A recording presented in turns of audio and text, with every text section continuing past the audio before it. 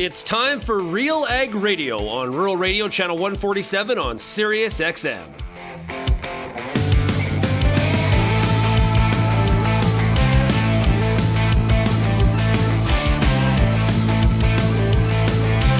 RealAg Radio and RealAgriculture.com is your home for insight and analysis of the issues that are impacting your farm business.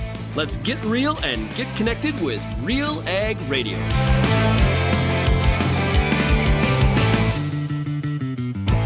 Welcome to RealAg Radio here on Rural Radio 147, Sirius XM. Shaun Haney, your host here on this Wednesday midweek edition of the show.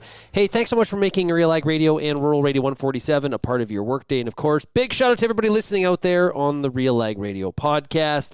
Make sure you tell your friends, your family, your neighbors, anybody interested in agriculture about RealAg Radio. And it is great to have everybody here. Hey, we're going to dig into the markets today a little bit, as well as the port issue out on the West Coast and how that strike is impacting agriculture. And, you know, really the timing is good right now. This strike, if the strike's going to happen, it's a good thing it's now and not in November. But harvest is here, very fast approaching, and this situation is about to get a whole lot worse when it comes to shipping through containers. We're going to hear from Greg Northey, VP of Corporate Affairs with Pulse Canada today, to talk about whether or not the Minister of Labour, Mr. Seamus O'Regan, is going to be able to put this deal together with a federal mediator. I can only hope, as you are probably as well. We're going to also talk about the WASDE report and break down some of the market impacts here today as well. We've got Jon Driedger from LeftField Commodity Research joining us here today on the show to break all of that down. And we'll also have time today for the top ag news stories of the day, as the Bank of Canada is making borrowing money just a little bit more expensive. We're up to 5% now. They hiked rates 25 basis points this morning and provided some commentary that inflation's looking a little bit sticky. It's being as resilient as the consumer is being. I think inflation's being as resilient as well. So some concerning things there and where we are headed from a Bank of Canada rate going forward. We'll break down that and a whole lot more here today on the program. If you have any feedback on today's show, you can send me an email, shaney@realagriculture.com. You can also find us across all the different social media platforms, YouTube, Twitter, Facebook, Instagram, as well as TikTok and Threads. Yes, like I've been saying, we needed another social media platform. I think in order for us to add a social media platform, we should have to take one away. New rule. It's like, I think it was during the Trump administration. The Alberta government's done this before. In order to add a regulation or a piece of red tape, you have to remove two. That new rule for that when it comes to social media. I think we should be following those rules. I'm writing the rules now. Also, if you, the other way you can get a hold of us is the RealAg feedback line, 855-776-6147. Interesting piece of research that was put into my inbox this morning. It's a nationwide survey across Canada, and they found that 1 in 4 Canadians who live in urban areas are considering moving to more remote communities with a desire for a slower pace of life, cited as the biggest reason. New research shows. This nationwide study was done by Horizon Aircraft, which is a Canadian-based innovative leader in hybrid electrical vertical takeoff and landing technology. Not sure why they were doing this survey, but anyway, the results are interesting. They found 25% of the urban Canadians would consider moving out of more urban areas, with a further 15% undecided. I would be very interested to know, what if you were living in downtown Toronto, downtown Montreal, what do you consider rural? Like, is moving from Toronto to Guelph rural, or are they looking at Ayr or somewhere out in the countryside? Everybody has a different context of what that looks like. Or, you know, hey, Carrot River, Saskatchewan's looking for new people to move there as well. So among those considering a rural switch, the most popular reason for potentially moving was the desire for a better work-life balance. Around half, 47%, want to slow down, while 25% say the COVID-19 pandemic has made them reassess their lifestyle and what is really important. They also found that the reverse, okay? So the research is not all good news for people planning to leave urban areas, as highlighted by 12% of those questioned who had made the reverse move from a more rural remote area to a town or city in the past 5 years. Also, the main reason given for the switch from rural to urban location was work. Around 40% said they had made the move to be nearer to jobs, while 31% cited personal reasons. So there was a lot of talk through the pandemic that this was a big trend. There was a lot of desire for people to think about the state of Montana, Idaho, Utah as examples from a U.S. context. They've seen a flood of people move from larger centers in California to maybe get away from some of the California tax regime, move to more remote areas. We've seen huge expansions in places like, say, the Kalispell, Montana airport, as an example, as there's during certain parts of the year, I believe Delta has a direct flight from New York City to Kalispell. I'm not sure if they're still doing that, but they were. So this has been a thing.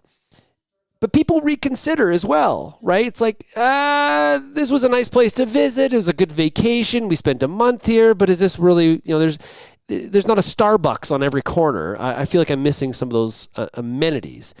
But this trend continues to happen, and it will have an impact on agriculture. Of course it will, because people don't think about what makes some of those rural communities tick. So, you move out to an acreage and it's like, wait a minute, it kind of smells. What is that smell? We need to put an end to that. Can somebody please shut down the hog barn that I bought my house, my acreage downwind from, even though that hog barn's been here for 40 years and I moved here 4 months ago? These are real things. And something that agriculture definitely you have been dealing with, I'm sure, in some areas, and these issues will pop up in new areas as well as the population continues to grow in some of the rural areas. Let's take a break. When we come back, we're going to hear what's going on with this WASDE. What did we hear? What was the response from the markets? And how does this impact our marketing plan? Jon Driedger from LeftField Commodity Research will be here right after this.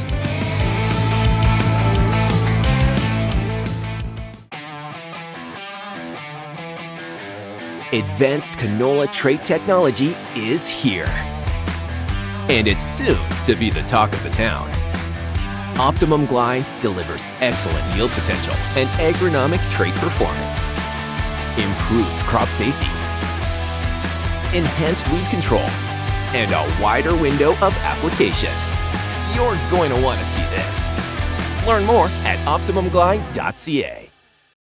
And welcome back to RealAg Radio, broadcasting here from Alltech One. We are fortunate now to be joined by the CEO of Alltech. It is Dr. Mark Lyons. Mark, for some of the listeners in Canada and the U.S. that have heard of Alltech but aren't totally familiar with what those products are, talk about that. We focus on how do we deploy sustainable solutions for agriculture. So mainly through nutrition, whether that's crop nutrition or animal nutrition. That's kind of the area that we understand the best. Our background is in microbiology, so we've worked with all sorts of different types of fermentation to produce these types of technologies. But ultimately what we're trying to do is how do we improve the health of that animal, that crop, end up with something that we're not having to use as many chemical interventions, and we're really aligned with the future and really where consumers are already getting to today, and regulators as well. There's so much conversation around sustainability. We've got to be able to measure what we're doing, reduce our impact, but at the same time produce more nutrition, which is ultimately what the population needs.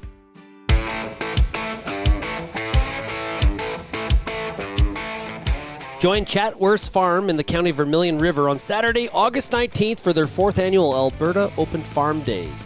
Meet the family behind the farm, take in the artisan market, live music, a barbecue, farm tours. Like, what else would you want? This sounds like an awesome time. And engage with the local farming community as we celebrate agriculture in the province of Alberta. Learn more by visiting chatsworthfarm.ca.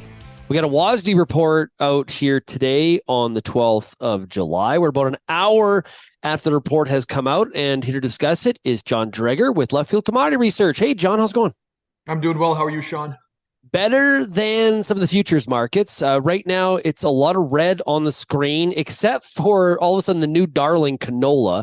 We're going to get to canola here in a second and how we need to be viewing that particular market. But what did we hear today in the WASDE report that has created the concern from traders? Now, some of these could be people, And some of them could be just a whole bunch of electronic trade that happens. We have to be cautious of that. But the market has reacted nonetheless. And we're looking down 25 and 3/4 in August soybeans, and D's corn is down 12 and a half as we speak. So what do we make of it? What did the report say?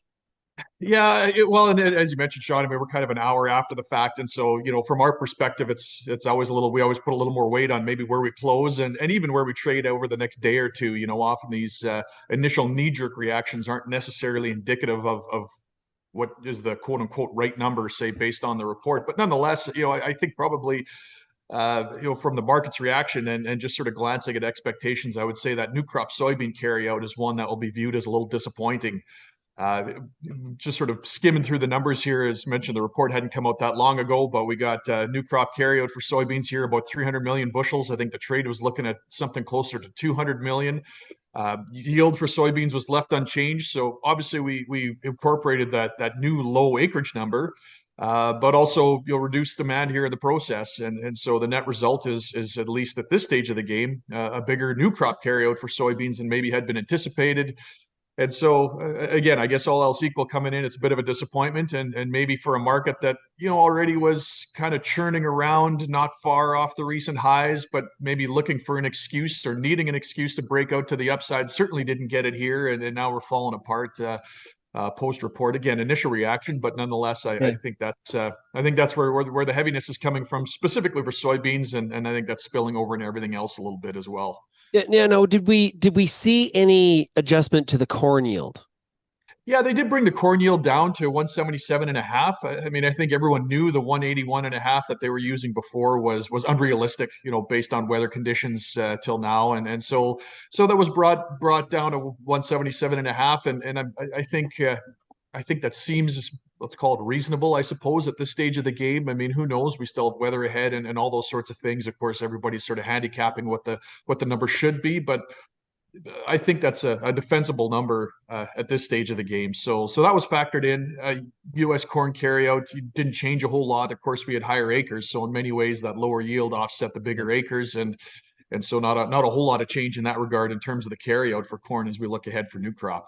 Yeah, so if you're somebody that thinks, hey, they're still too high on that number, I'm not suggesting, this isn't some sort of trading show, but maybe an opportunity to go long corn if you think they're a little bit not bearish enough on that yield number. A lot of dryness in different pockets, and the trouble is it's like a weather lottery, right? I was talking to a farmer from Iowa yesterday. Yeah. And he was talking about how it is spotty depending on where you are. It's over a large geography, the dryness, but inside that geography, there's a lot of good and bad. Oh, no question, Shaun. And I mean, we're seeing that up here in Western Canada as well. And it really creates a challenge when we try and get a sense of what the size of that crop is. And here, whether we're talking about corn yields or soybean yields sort of immediately after the USDA report, whether we think about what's happening here in Western Canada, certainly there's a lot of bad on a widespread area. But within that, as you mentioned, it's so spotty. Just over and over again, you hear reports of someone, maybe got 2 inches on their farm and a neighbor just down the road got almost 0, and that's all over the place. And so, how do you sort of sift through that? You always hear more about the bad. The good tends to be a little more quiet. Really difficult to get a sense of that. So kind of, speaking to your comment here about, say, corn yield, is that low enough? That's a really good question. It is so spotty, and that's a real challenge. So, with the corn futures, we're trading to some new lows. Momentum could keep pushing us a little lower, but you wonder if the pendulum is maybe swinging a little bit too far to the downside from a market perspective. On a risk reward basis, the lower we go, certainly they're pricing in maybe a bigger yield than is adequate. And the other part then is also the demand side. Heaven knows, if you go to lower prices, you're probably going to maybe coax in a little bit of demand. Demand has been a bit of a concern of ours. If the price of corn gets cheaper, certainly that doesn't hurt on the usage side as well. So as these things all are, it's always relative to price, in terms of what's bullish or bearish per se. Yeah, and corn being below 490 in December is going to be uncomfortable for some people, especially if you feel like you're a little bit light on how much you've priced so far on the 23 new crop. But if you look at kind of the chart here in the last 3 months, it appears Like we're kind of we're kind of running here around $5 and not really that clear on which direction we should head, even with all of these variables around us. Yeah, no, that's true. I think in a lot of these markets, kind of searching for a little bit of direction, and I think particularly there was a bit of a reset in a lot of these markets, or post USDA, of course, which also collided with this shift in weather as we got into that late June and so forth, and so I think here in the case of corn, it's been a bit directionless. Maybe we push through some support here, and again, momentum could swing us a little bit lower. But at that point, you wonder if we just start getting a little bit too cheap. Maybe I think that's possible. But again, a lot of weather ahead of us, a lot of uncertainty on yield again, both in the U.S. and in Canada. So just a lot of moving parts here that have to get figured out. And again, you can sort of lean, you can sort of handicap it, but I think it'll be a little while till we have a great sense of what what that number will be for yield for, quite frankly, any of these crops we're watching. Yeah, well, we were at these levels in Dees corn going back to mid-May, and then we shot to about 625, and then went straight down again. So it's been difficult. It's been difficult, along the way, and we sort of tried to indicate to our readers too. It's during these stretches, it's just been an incredibly dangerous market for both bulls and bears. It's easy to overshoot to the upside. It's easy to overshoot to the downside. I think sort of the adage in weather markets often, don't chase the rallies, don't sell the breaks, and in some ways that's maybe the case here again. But this has been pretty violent here over a short window of time. There's no question about that. It's the pendulum has been swinging maybe a little bit too far in both directions. Yeah, and yesterday when I was having a conversation with the farmer from Iowa, I believe that he was around Arlington. He talked about how on that soybean acreage number, he's like, when I look out my window, that's not what I see. And so I think that's one of the interesting things here through the season. Does that soybean acre number hold up? Is that what we actually have? And hey, listen, the math maybe at this point, and they just don't pick the number out of the air and sort of say, what do we want it to be? There is some math involved here, so you got to put some weight in that. But there's good reason to also be doubtful that maybe there's a revision. We're gonna have to really. That's one of the variables that I think everybody's watching very, very closely here as we get through the season. Yeah, no, I think that's fair, Shaun, and I agree. And again, up here in Canada, we like to maybe hack away on StatsCan sometimes too. And within all of that, I appreciate your point about the fact that like there is process, and I think there's a genuine effort to get the right numbers. So Yeah. I don't think it's a conspiracy or anything like that. They have a process. I think it's rigorous. I think it's disciplined. But that doesn't mean that they got it right per se, so that does lend itself to maybe some revisions, especially when you get a big miss per se, like we had in this report here at the end of June, relative to expectations. What are we subject to a revision there as well? Never mind the usual uncertainty around yield at this time of year. So certainly far from settled by any stretch, on the supply side. John, I have a process. I have a very good process. I have a lot of research. I have a lot of thinking, some math on my sports gambling, and I'm never right. No, that's true. Yeah, there's a lot of truth to that. A lot of really smart people spend a lot of time combing through the details, and it's difficult. It's obviously, if it was easy, it's not easy. Yeah, there is no anything else in that WASDE that we should hit on, or does that cover it? No, I think that's the main thing. I think at least in the moment anyway, again, the market is focusing rightfully on the supply side. As we look further out, one of the things we think about in the back of our mind is what does demand look like? And that's a whole conversation on its own. For example, Chinese imports for soybeans nudged down 1 million tons. Okay, that's kind of within the margin of error, so it isn't exactly game-changing news. But does that hint at a little bit of softer Chinese demand going forward? That's something we've been a little cautious about. Something like world wheat, I think that's pretty tight in terms of its carryout. So those are sort of bigger, slower moving things that we have our eyes on. So nothing I think at the WASDE that was overly notable for those markets per se, but just a couple of things we're keeping an eye on as well. But again, at least for now, rightfully the fixation is on weather and yield and how do the supply parts come together here in the U.S. Now that we've covered the WASDE report, we got to talk about canola. It's really been a bit of a contrarian commodity. What's driving it? We'll talk to Jon Driedger of LeftField Commodity Research when we come back. You're listening to RealAg Radio, Rural Radio 147.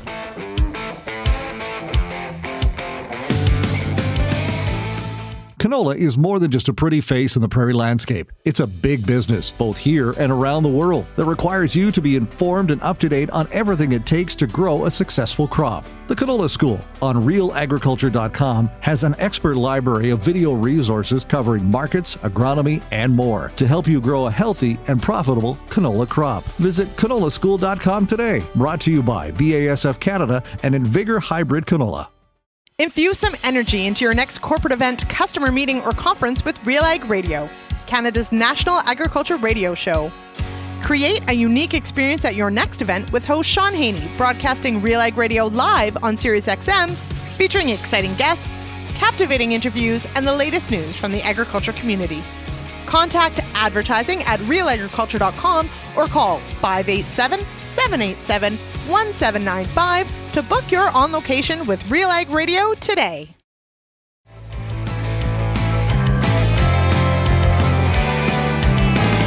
Later on today, I'm going to be emceeing the Calgary Stampede Egg Party that's being put on down on the grounds. It'll be a lot of fun. Won't get a chance to check out the rodeo or the chuck wagons, but looking forward to the big party that will happen down there at the BMO Center.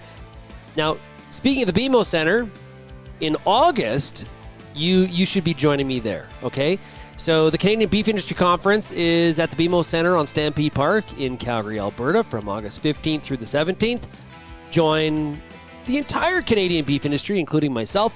Proud, innovative, and loyal, we are beef in Canada. Build your network through speakers, trade show, and entertainment. Visit CanadianBeefIndustryConference.com for full details and to register today. Looking forward to RealAg Radio broadcasting from that event there in August. Be a great time to be in Calgary in August for sure.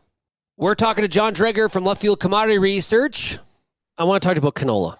What is going on? We are almost at $800 on November canola. So Nov canola right now trading at 797.1. We have it has happened in a relatively short period of time. We hit the contract low at 617 back at the end of May. So it's like a month and a half almost. What is driving this market higher? Yeah, it's really, we talk about how difficult it is to get a sense of what the supply is, say, for corn or soybeans in the U.S. And I think for years, and you'd probably agree, Shaun, canola is notoriously difficult to get a sense of what the yield is in Western Canada. So that really is one that is going to have a hard time settling out until the combines really get rolling. But I think in the case of canola, and similar to some of these other markets, the pendulum simply swung too far to the downside on a risk reward basis. We did have dryness concerns coming in, and it just, again, got a little too cheap. Funds, got heavily short, so part of this swing to the upside is just, again, we overshot to the downside and there's some correction. So, fund covering, acknowledging that there's been some dryness and so on. But within all of that, I guess maybe the more important question today is this a reasonable price for canola? And that's a hard question to answer, but certainly one thing is the canola crop is getting smaller in Western Canada. I think there's little doubt about that. We talked about in the U.S. how difficult it is because rain has been spotty and it's variable even within small areas, and I think you can say the same for much of Western Canada. But I think in overall, certainly that canola crop is shrinking. We are going to have to ration demand, and so how much demand we have to ration, again, it's hard to know until we know what that crop size is, but maybe the market is starting a process that needs to happen. We simply will have less canola than maybe, people were thinking 2 months ago, for example. Yeah, and I should apologize. I said contract low. It is not the contract low. It's the 1 year low on that November contract. Of course, the contract low has been significantly lower than the price I gave you going back a number of years. So I agree. I haven't driven through the northern part of Saskatchewan. I know Alberta for the most part. It's brutal. Okay, it is. Alberta's like, I was going to say write off. It's not a write off, but it's very, very poor. Saskatchewan's more of a mixed bag if you cut it north south. North being a lot better for the most part.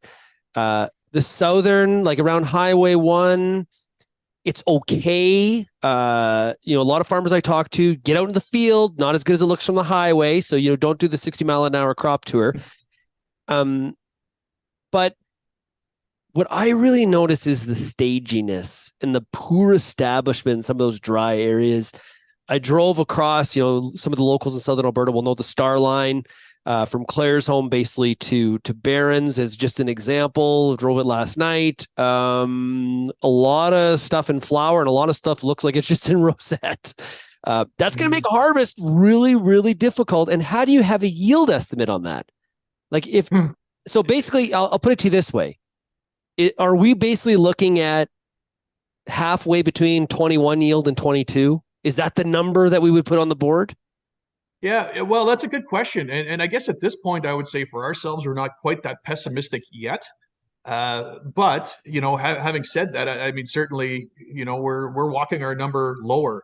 And again, it's so hard to know because it's so variable. And 21, certainly we're better than 21. There's certainly too many areas. Wait, yeah. And I don't think anyone is sort of arguing or suggesting we're at 21 levels, but certainly there's maybe regions that do look like that.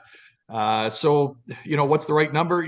38, 37 on a national basis, maybe lower. Like it's really, really difficult to know. I think one of the things too, as you try and sort through it is, let's just say, for example, the northern half of Saskatchewan, which definitely looks better than the southern half on average. That tends to be sort of a big yield, big production, bigger acreage area. So you sort of got to wait a little bit, maybe where those bushels typically would be. And so again, it's really difficult to know how to sort of handicap that in terms of what that final production is. But, if the number is 37 or 36, at that point, we're making some pretty deep cuts into what export potential is, and so then the follow-up question that we're thinking through with some of our clients is, what level does the market need to get to ration exports down to a number that fits the production? And that's a function of EU production and Australian supplies and so on and so forth. So there's multiple layers to the onion. But nonetheless, we are going to have to ration canola demand. And so is $800 canola the right or fair price? Obviously, soybean values of a function of that as well. A huge swing in the relative value between canola and soybeans today. Those are all moving parts we're watching. Underneath it all is we do have some real challenges with this canola crop up here in Western Canada. Okay, so let's put our farmer hat on. We're marketing. What do we do about this? And a lot of producers are going to say, well, I don't know what my yield is. I'm not going to market. And I'm going to say, well, there's options out there, but we're not even going to get into that debate. If assuming that I am going to have some crop, we've been hearing from a lot of analysts we've talked to, and this is U.S. and Canada, take risk off the table, sell into some rallies. But, look at canola. You could have got too aggressive too soon in the past month. Woulda, coulda, shoulda. But what do we do from here, John? How should we be looking at this? Are we going to be back to the contract high of 880, or are we going to be trading lower from here? How do we market in this? Yeah, that's a huge challenge. Not to put you on the spot, John. Not to put you on the spot. No, I think that's fair, and I think it's an important question. And so, and these are conversations we're having with our clients as well. So I think, first of all, if someone is really lightly sold and their crop looks okay, I think there is an element of needing to play a little bit of defense, and whether that's pricing a little bit, whether it's, again, you look at different tools, put options give you that downside protection with no production risk, all the upside, but they are expensive. But something like that, it would be something to consider. The one thing I'm really cautious about in these kinds of environments, it's easy to get caught up in it and being a bit blindly bullish. We can talk about rationing export demand.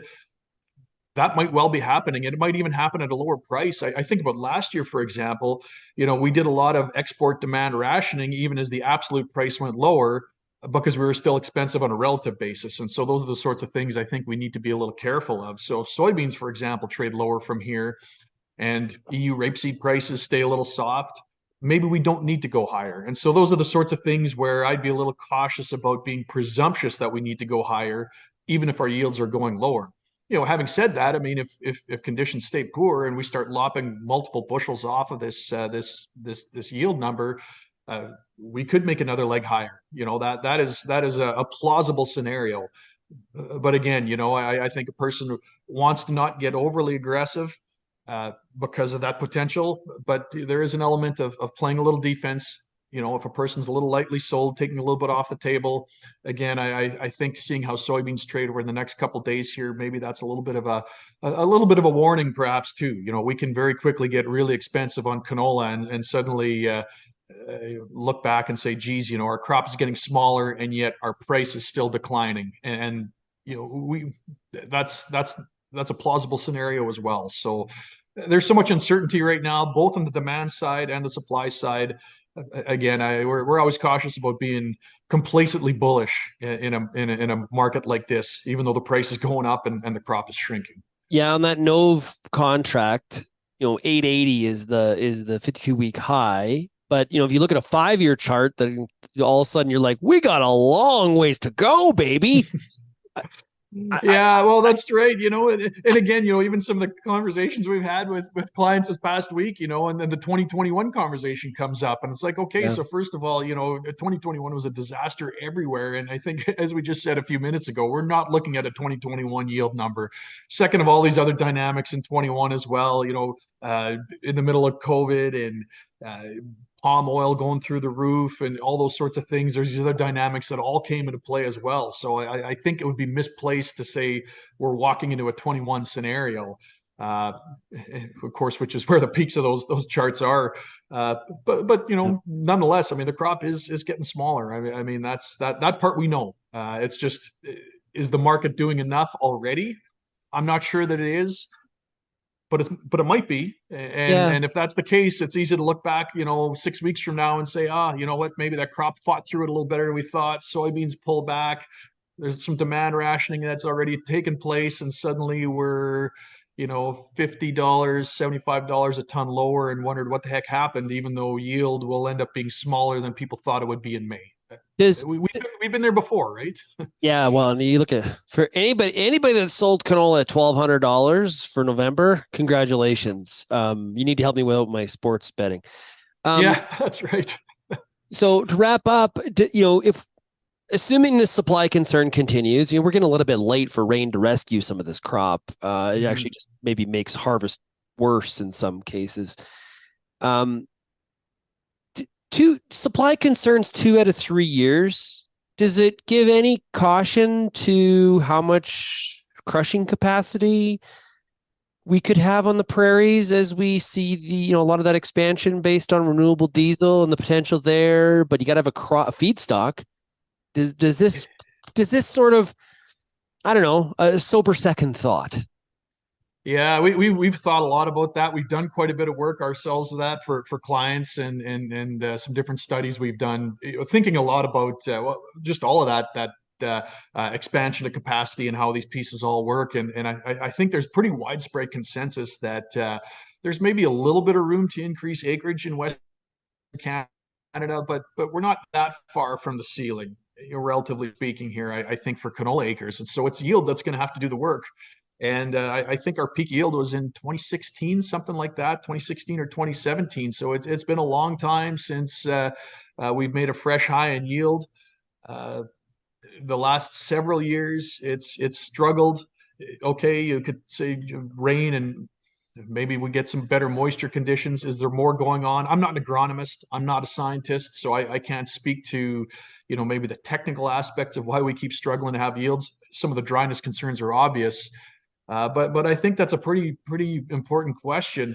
Now, as you think about this crush capacity, these are probably the sorts of companies that aren't very likely to just suddenly kind of change your mind and throw in the towel. The likes of Cargill and Louis Dreyfus and Richardson and so forth. I don't suspect that they'll make plans and then just suddenly kind of shrug their shoulders and change their mind per se. Does that mean that every plant will come online? I guess time will tell. But certainly, there's some questions on the supply side here going forward. If we don't tilt that yield trajectory higher, it's been a while where we've been stuck here and not getting any upside in yields. And certainly that has some implications here as all these plants get built. Yeah, but I think most definitely for sure. Hey, we've been talking to Jon Driedger, LeftField Commodity Research. Make sure you go to leftfieldcr.com to find out more. Hey, Jon, thanks so much for joining us here today. Really appreciate it. Yeah, hey, always a pleasure, Shaun. Appreciate being on the show. When we come back on Real Ag Radio, we're going to finish up with the top ag news stories of the day right after this.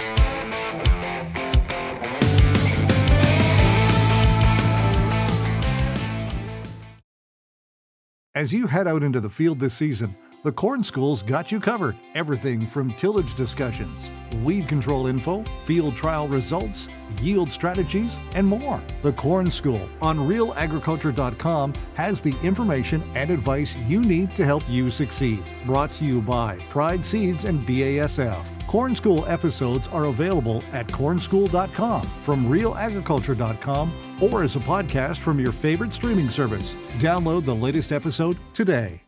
Peter Johnson at Wheat Pete, RealAgriculture.com. I'm the host of The Word, and I love doing The Word. I love the questions. I love the challenges. I love having to apply agronomics to all over the globe and areas outside of my normal jurisdiction.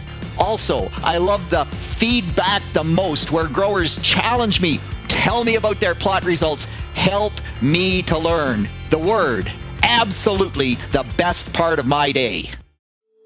If you're involved in the agriculture industry, it's important to stay informed on all the latest issues affecting your business. At RealAgriculture.com, we offer fast, reliable news, information, and insights to help you keep on top of all of the latest in Canadian agriculture. Visit RealAgriculture.com and sign up for our free daily newsletter covering everything from news, agronomy, animal agriculture, and much more. Visit RealAgriculture.com/subscribe today.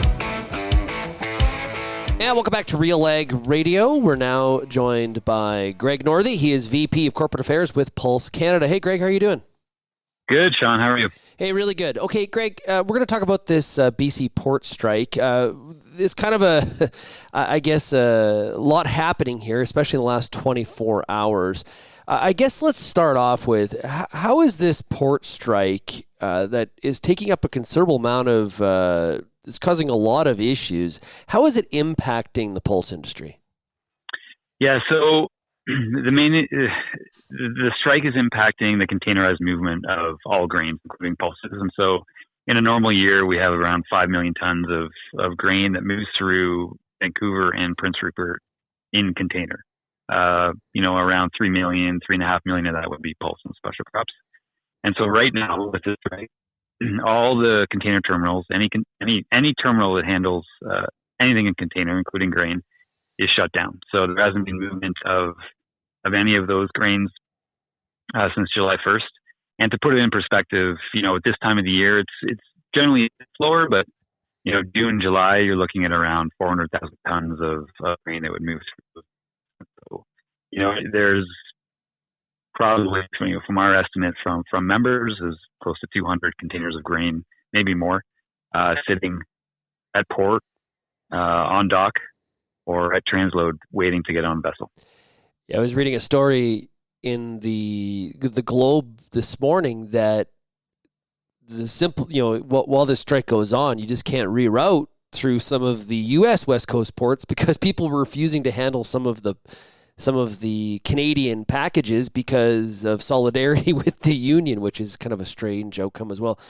Yeah, absolutely. So container line vessels, they basically follow something like a bus route, right? And so they're often the first point of call in North America is Vancouver and Prince Rupert. And so, right now with these strikes, we're disrupting supply chains in the U.S. as well as globally, because these vessels right now, there's about 14 of them floating offshore off of the coast of Canada, waiting to get into Vancouver, Prince Rupert. Yeah.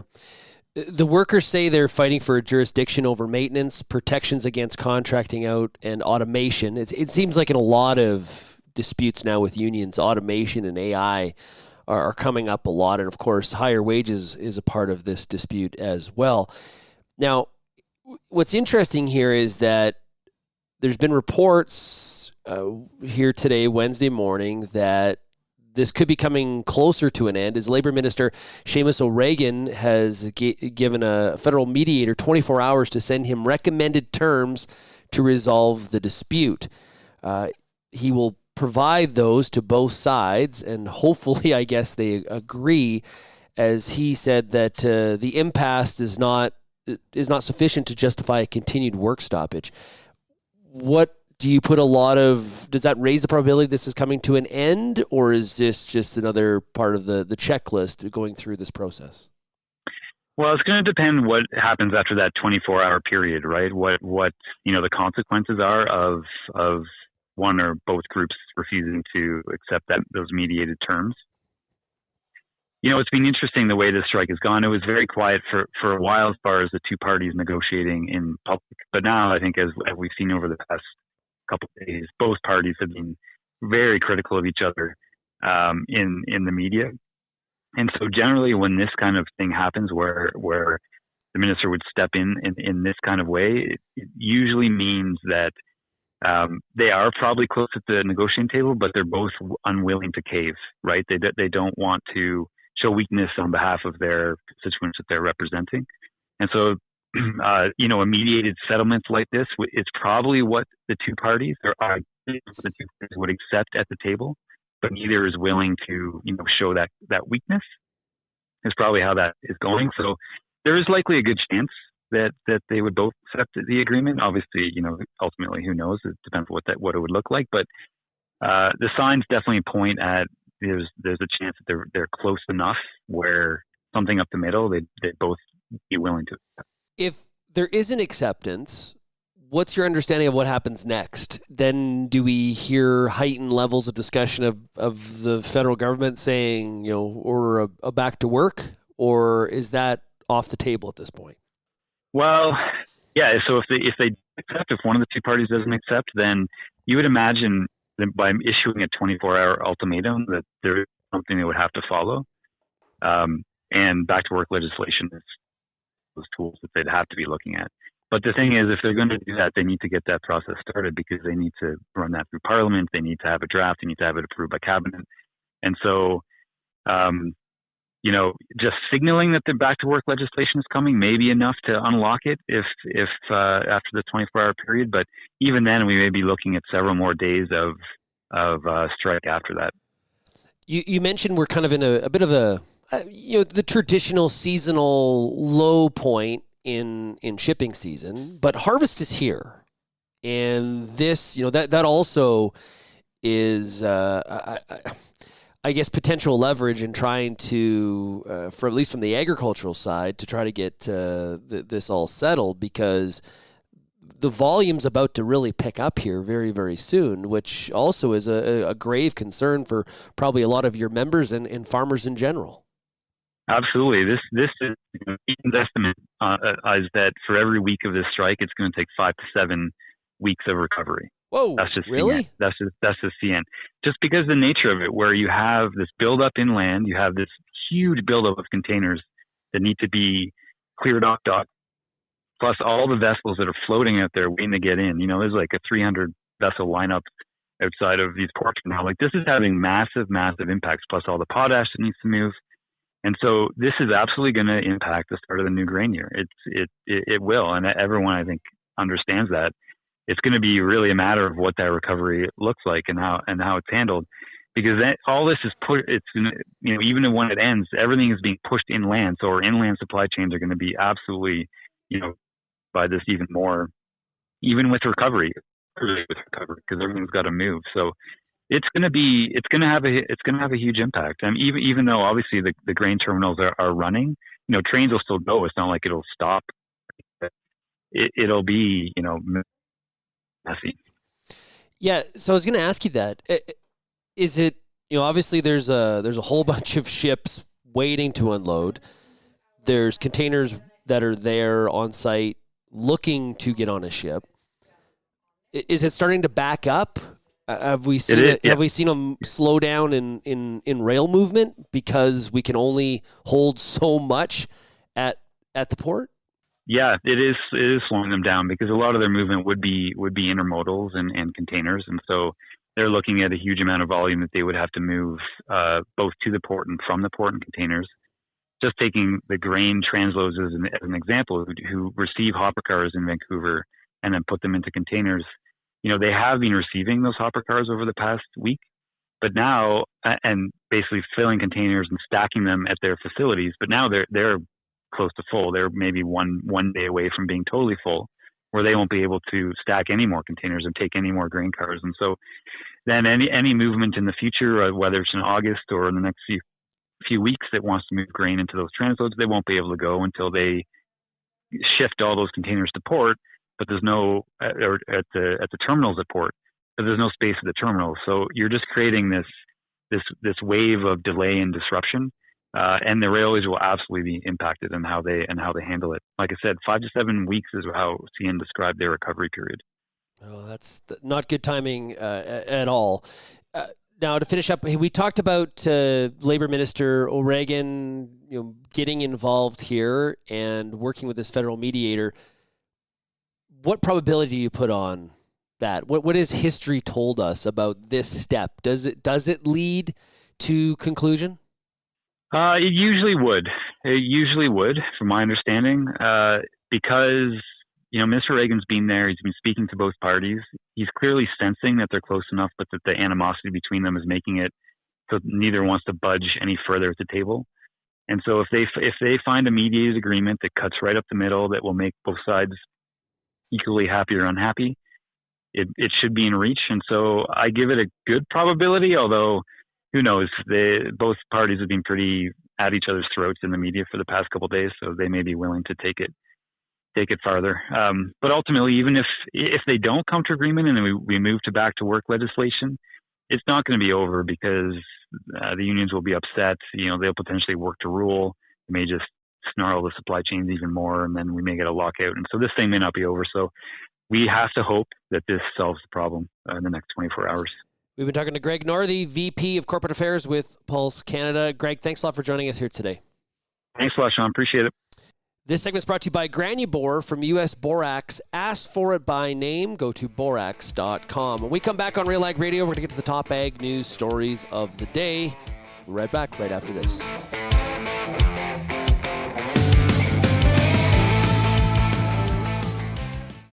Hi, I'm Bernard Tobin, host of the Soybean School on RealAgriculture.com. Throughout the year, on the Soybean School, we'll bring you timely agronomic video content from planting to harvest, from the latest agronomic research to the latest in production technology. Check out our massive video library on YouTube, RealAgriculture.com, or download the audio podcast versions wherever you get your podcasts. The Soybean School is brought to you by Pride Seeds, BASF, and Syngenta Canada. Whether you're seeding, harvesting, or anything in between, the Wheat School on RealAgriculture.com has you covered. Timely agronomic information from industry experts available online anytime. Give your wheat crop a good start and a great finish with the Wheat School on RealAgriculture.com. Brought to you by C&M Seeds, Syngenta Canada, and the Alberta Wheat and Barley Commission. It's now time on RealAg Radio for the top ag news stories of the day. Bank of Canada has raised its benchmark interest rate to 5%, increasing borrowing costs for the second month in a row in response to stubborn inflation and surprising resilience in the Canadian economy. Inflation being somewhat sticky, some would say. The quarter-point move, which was widely expected by analysts, lifts the bank's policy rate to a level that we haven't seen since actually 2001. In the accompanying monetary policy report, according to a story on Bloomberg, officials forecast inflation will stay around 3% for the next year before gradually declining to 2% target in the mid-2025 range, 2 quarters later than previous projections. The economy is seen averaging about 1% growth in the second half of the year and the first half of 2024, an upward shift from the stall expected. That was the earlier expected stall. The bank now predicts the output gap will close 9 months later than previously anticipated, early next year. Maybe to sum it all up, I'm not sure anybody knows what's in store for us. Some concern out there, people talking about how soft landing still possible. Others, a little bit concerned that this elastic band may possibly kind of snap in terms of the economic resilience we've been seeing, as increased borrowing costs necessarily haven't really slowed down the consumer. Eventually, it has to. If you look at some of the mortgage rates that are out there now, people have to renew. Going to be some sticker shock when they see what some of those payments are. There was a story in the Globe talking about how some of the rental housing market in Toronto, people putting it back onto the market, which is increasing supply of housing. We'll have to be watching that if that trend continues. Speaking of inflation, U.S. inflation eased last month to its slowest pace in more than 2 years as underlying price pressures moderated more than expected. The Consumer Price Index climbed 3% in June from a year earlier, according to the Labor Department. You're going to hear tomorrow on the Farm Rapid Fire, I am sure, the prairies are in need of rain. Concern levels are ratcheting up across Western Canada, according to Neil Townsend of Grain Fox. He was quoted in a story as saying, there's an increasing tension around 2023 production. There are obvious spots that unfortunately have problems. Southeastern Alberta, southwestern Saskatchewan, but there are other several areas that are less than ideal as well. Rabobank has a quarterly poultry report out. The outlook for the global poultry industry is expected to be stronger than Q1 in 2023, mainly driven by lower feed prices flowing through poultry value chains globally. The turning point from high to low feed cost levels usually marks a good period for the industry, with margins tending to rise. Most of the concern in the protein market actually has been in hogs. And I'm looking forward to hearing from Stuart Skinner, who's a pork producer in Listowel, Ontario, tomorrow on the Farmer Rapid Fire, to get his perspective on what's going on from his lens as the producer on what's going on in this hog market. It always feels like it's up and down, and we're definitely in one of those doldrums for pork right now. Record immigration to affluent countries is sparking bigger backlashes across the world, according to a story in the Wall Street Journal. It's boosting populist parties and putting pressure on governments to stem the migration wave. The jump in arrivals is making more voters uneasy, according to the story. The influx since the end of the pandemic is altering societies, with many people blaming immigrants for increases in crime and higher housing costs. The latest development, the Dutch government collapsed on Friday after parties failed to agree on new measures to restrict immigration, according, like I said, to the Wall Street Journal. This is a big conversation in the U.S. It also is in Canada. The other side to this concern, though, is that Canada has already a productivity issue, and if we don't have strong amounts of immigration, our GDP long term is really going to suffer. And obviously, the growth we just crossed. Actually, it was just this week we crossed 40 million people in Canada. And we're going to start to see a decline if we are not keeping those immigration numbers up. And not really an ag story, but I know you're concerned about consolidation with Bunge and Viterra looking to join forces. You may have heard that the publishers of the National Post and Toronto Star, among other newspapers, were looking to merge and come together, and they have called that off. They're unable to come to an agreement on the terms of the merger, the company said on Monday. That's all the time we have for the top ag news stories of the day. If you have any feedback on today's show, we would love to hear from you. Lots of ways to get a hold of us. You can send me an email, shaney@realagriculture.com, and lots of social media platforms. Remember our new rule. We have to take one away to add one. We're breaking the rule with adding threads. But we're Real Agriculture on all the social media platforms. Or you can call that RealAg feedback line, 855-776-6147. Looking forward to the Farmer Rapid Fire tomorrow. And have yourselves a great rest of your day. Thank you so much for getting real and getting connected with RealAg Radio.